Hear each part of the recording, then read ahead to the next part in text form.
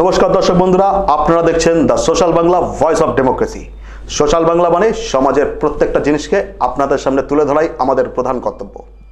গত 14ই ফেব্রুয়ারি যে নৃশংস ঘটনা ঘটেছে ভূস্বর্গ কাশ্মীরে, তার জন্য প্রতিটা দেশের প্রতিটা মানুষ যখন প্রতিবাদের ঝড় তুলছে, নিন্দার ঝড় তুলছে আমাদের পার্শ্ববর্তী দেশ পাকিস্তানকে, সেখানে আমাদের রাজ্য পিছিয়ে নেই। আমাদের রাজধানী আগরতলায় প্রত্যেকটা জায়গায় চলছে প্রতিবাদের মিছিল, শ্রদ্ধাঞ্জলি সভা। এরকমই এক শ্রদ্ধাঞ্জলি সভা অনুষ্ঠিত হলো আস্তাবল ময়দানে। এই অনুষ্ঠানে উপস্থিত ছিলেন বিজেপির কার্যকর্তারা।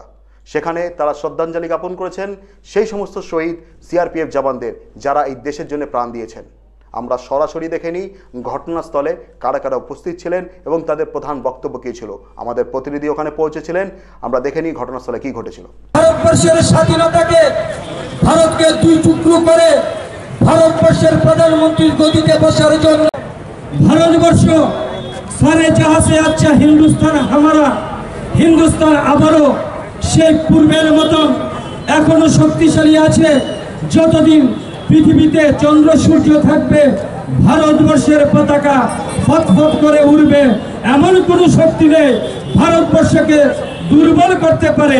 ভারতবর্ষ, আমরা যারা বাস করি আমাদের একটাই পরিচয়, আমরা ভারতবাসী। আমরা যারা ভারতীয় জনতা পার্টি করি, আমাদের মূল স্লোগান, মূল মন্ত্র ভারত মাতা কি জয়। দর্শক বন্ধু, সোশ্যাল বাংলা সবসময় আপনাদের কাছে সমাজের যে প্রত্যেকটা খুঁটিনাটি জিনিস তুলে ধরে তার প্রধান নিদর্শন আপনাদেরকে দিচ্ছি। টিএসআর, ত্রিপুরা স্টেট রাইফেলসের একটি বিজ্ঞপ্তি বেরিয়েছিল 2016 সালে, এবং সেখানে রিক্রুটমেন্ট করার কথা ছিল যে প্রচুর লক্ষাধিক ছেলে সেই টিএসআর এর যে এক্সাম হয়েছিল সেখানে পরীক্ষা দিয়েছিল। কিন্তু দীর্ঘ 2 বছর কেটে গেছে এবং 2016 রিটেন এক্সামের পর সেখানে ইন্টারভিউ ডাকা হয়েছিল 484 জনকে। সেই 484 জন সফল পরীক্ষার্থী এবং ইন্টারভিউতে যারা দিয়েছিলেন তাদের রেজাল্ট এখনও পর্যন্ত বেরোয়নি। দীর্ঘদিন প্রতিবাদ করেছেন সেই সমস্ত পরীক্ষার্থীরা, তারা আন্দোলন চালিয়েছেন রাজ্য সরকারকে, কেন্দ্র সরকারকে। তারা আজ উপস্থিত হয়েছিলেন আমাদের মাননীয় স্বাস্থ্যমন্ত্রী সুদীপ রায় দেববর্মনের কাছে। তিনি তাদেরকে কোনোভাবে আশ্বাস দিতে পারেননি। যেই সমস্ত পরীক্ষার্থীরা সফল হয়েছিলেন, 484 জন পরীক্ষার্থী সফল হয়েছিলেন, তাদেরকে কোনোভাবে তাদেরকে জানাতে পারেননি যে তাদের রিক্রুটমেন্ট কবে হবে, আদৌ হবে কিনা। তারা সেই সমস্ত গোলক ধাঁধার মধ্যে দিয়ে এই পরীক্ষার্থীরা ঘুরে বেড়াচ্ছে।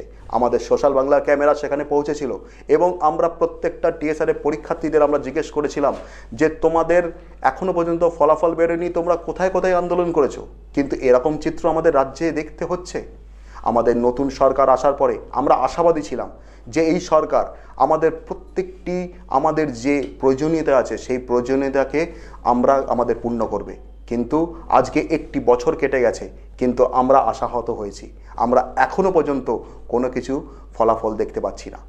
রাজ্য সরকারের পরীক্ষার ফলাফল দেখতে পাচ্ছি না, কেন্দ্র সরকারের পরীক্ষার ফলাফল দেখতে পাচ্ছি না।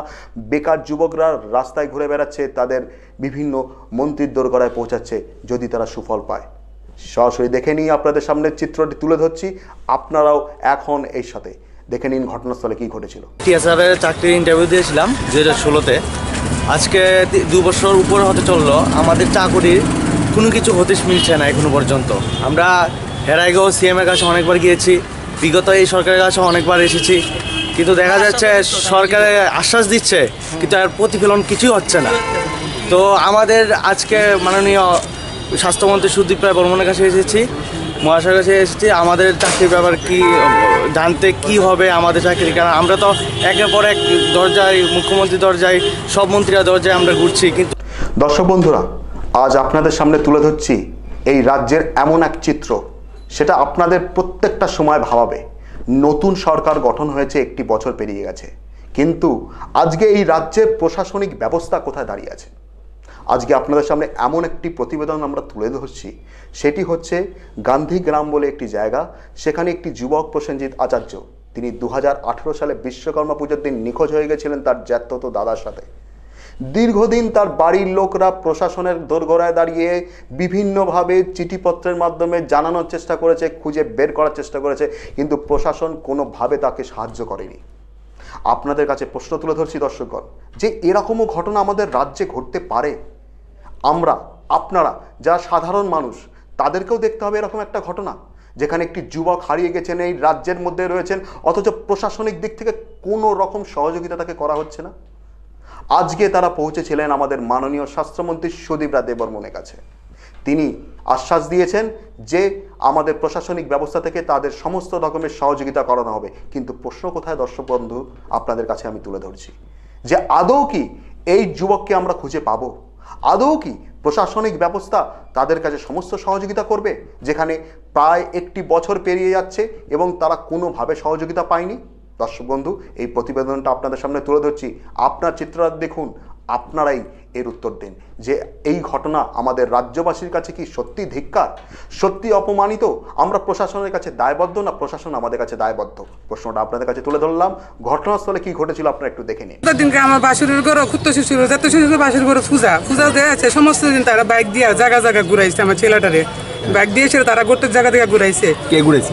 মানে আমার বাসুরের দিয়ে আমার দিয়া এই বাসুর ফুট তাফস আর দিয়া আফসেরা ঘুরাইয়া সারা 6:30 ঘন্টা তারা করে, 6:30 পর থেকে তারা করতে নিখোঁজ। পরের দিন তার হইতে আবার ঝুলন্ত দেওয়া যায় তাপসের শালা আছে না, ঝুলন্ত দেওয়া পরের দিনকে তারা দিয়ে জঙ্গলে খুঁজ করে পাইছে। আমরা সব জায়গায় খুঁজ করছি, আমরা পাইছি না। এরপর দিয়েছে তার বুকের মধ্যে আঘাত, এই ফেচেবার জায়গার মধ্যে আঘাত, মানে হাতের মধ্যে মাটি, এই তো ছোট্ট একটা গাছ, অতটুকু গাছটা দুলাই লাগলে তার মাটির মধ্যে। দেশ জুড়ে বিএসএনএল ধর্মঘট চলছে। বিএসএনএল কর্মীরা সবাই একমত হয়ে এই ধর্মঘটে নাম লিখিয়েছেন।